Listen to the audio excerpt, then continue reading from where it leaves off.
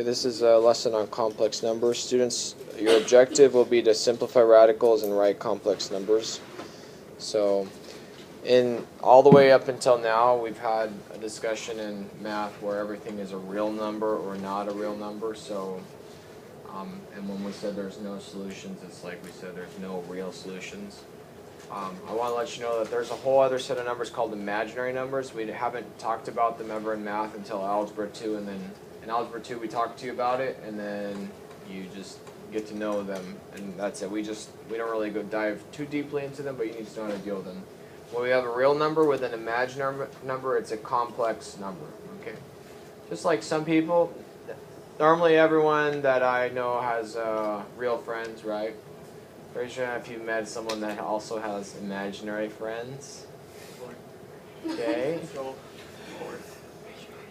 They're kind of complex people, right? They have their real friends and imaginary friends, right? So same thing we have with numbers that are complex numbers. They have a real part and an imaginary part. Okay, so remember back in Algebra 1 when we had the square root of 4. What was the square root of 4? 2 and? 2 and negative 2, right? Do you agree? 2 and negative 2? Yeah. Now what happened when we had the square root of negative 4? Is there such thing as a square root of negative 4? No. No. Before we used to say that it's no real solution. Okay? That was the answer your teacher said to write. If they didn't, I said no solution. But there is a solution. There isn't a real solution, okay? However, in math, we could take this negative sign, and we know in math that a negative sign is really equal to two imaginary numbers being multiplied together. Okay, so think of it, whenever we're simplifying, think of it as the same thing. Two people try to break out that are the same, only one makes it out. Same thing with the 4 square root of 4 is 2, right? So all we have left is 2i, okay? That's how we would simplify it. That's all we're doing today. So this I is a new number. This represents an imaginary number. So I is a variable, but it represents an imaginary number, okay? Makes sense? All right? So let's move on here. These are the steps if you're on the video. Do we have video? Yep. Find the index of the radical. We ask ourselves, is the radical positive or negative? If it's negative, we have to convert the negative sign to I squared, or I times I. And we factor the radicand. Simplify, and then we put the answer into this form. A plus bi. A represents the real number. Bi represents the imaginary part. Okay? It has to be in that order. We put it together. It'll be pretty simple and straightforward. Okay? And why do we do this? This is a picture of, well, these are 4 pictures, but sometimes we look at plants. Okay? When we look at plants, we're like, oh, it's a plant, and we can see, like, there's a big leaf on the outside, and if we look more detailed on the inside, it's like, oh, these are smaller leaves and smaller leaves, right? And we're like, oh, that's it. That's all that meets the eye. There's nothing else other than the plant. And sure, there's bigger and smaller leaves, right?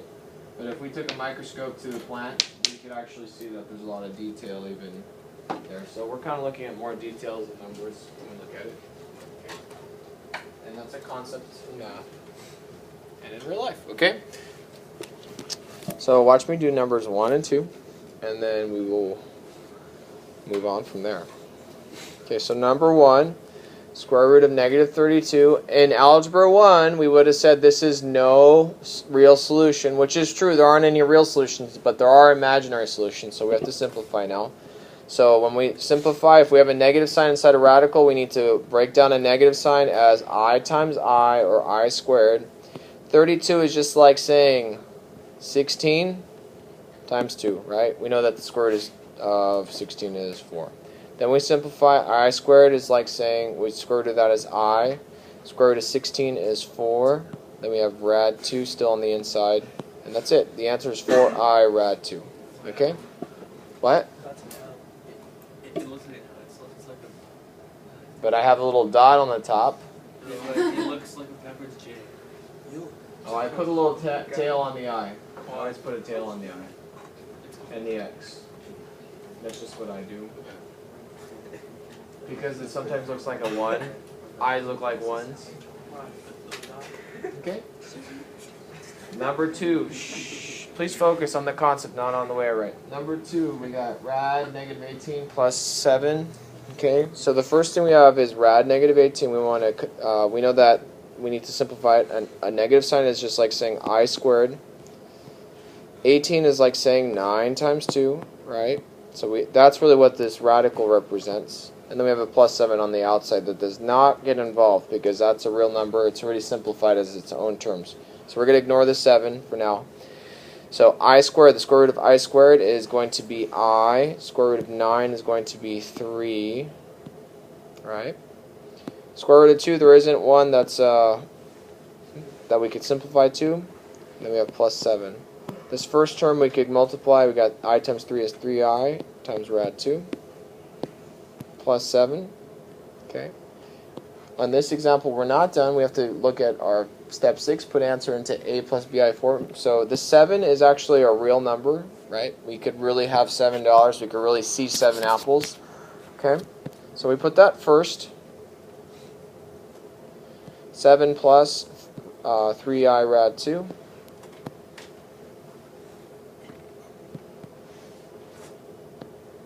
Is our answer.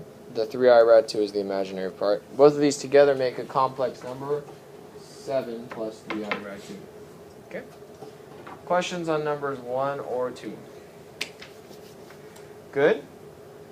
Awesome. So what I'd like you to do right now is turn your neighbor. It's Monday. Let's have say, good morning, neighbor. Welcome back to school. And ones will talk first and explain number 1. When they're done, twos will talk and say, good morning, neighbor. And explain number 2. Ready, set, go. Here we go. Number 3. I'll start you off. We have rad negative 4. What's the... In Algebra 1, what was the answer when we saw a radical negative 4? No real solution. No real solution. There are real numbers and imaginary numbers, not legit numbers, okay? Real numbers. Okay, are there any real solutions here? No. Are there any imaginary solutions? Yes. Okay, so remember this negative sign is just like saying I times I, or I squared, and then 4 is like saying 2 squared. Okay, I'll give you 30 seconds to write your answer. On number 3, square root of I squared is I, square root of 2 squared is 2. That's it, okay? Next one, number 4, go.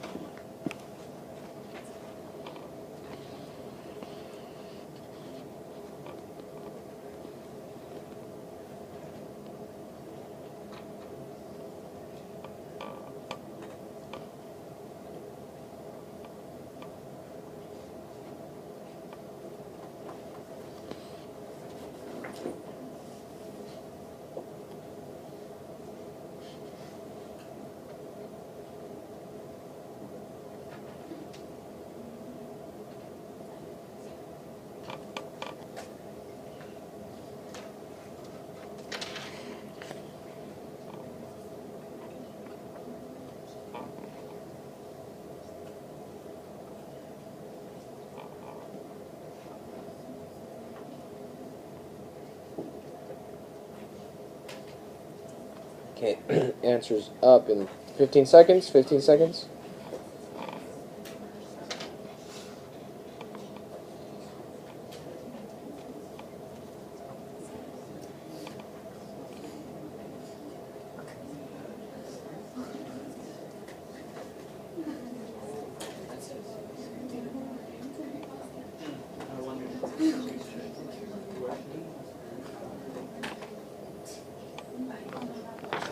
Okay, answers up.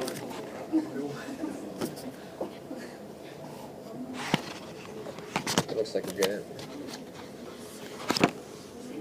Okay, good. So up here, we got I times 4 times 3. Square root of I squared is I. Square root of 4 is 2. 3 doesn't have a We can't simplify rad 3, so we leave that inside the square root. So 2i rad 3 is your answer. Okay? Good? Most of you got that right. If you made a mistake, please fix it, okay? Number 5. Oh, went a little too faster. Number 5. Okay? Got rad negative 16 plus 4. Now remember that 4 is a real number and rad negative 16 is an imaginary number. So think about step 6 when you're doing this problem. Okay, I'll give you a minute. Go. So rad negative 16 is going to be, we have I times 4 times 4, right? And then we have that 4 on the outside. Simplify the first term, we're going to get 4i plus 4. Now on step 6 it says we need to put the answer into a plus bi form. So this is not the answer, right? Because the real number needs to go first. So you got 4 plus 4i is the answer. Okay? Makes sense? Last one. With that, if you made a mistake, you just fix it, okay? Last one, 6, we got rad negative 36 plus 2. So number 6, square root of negative 36. You'll go quick now. You could just go straight to 6i, right? Plus 2. So you don't have to do all that extra busy work, right? So the answer is going to be 2 plus 6i. Right, because that is the form of the complex number. 2 is the real number. 6i is not the real part, so we're going to put that secondary. Okay?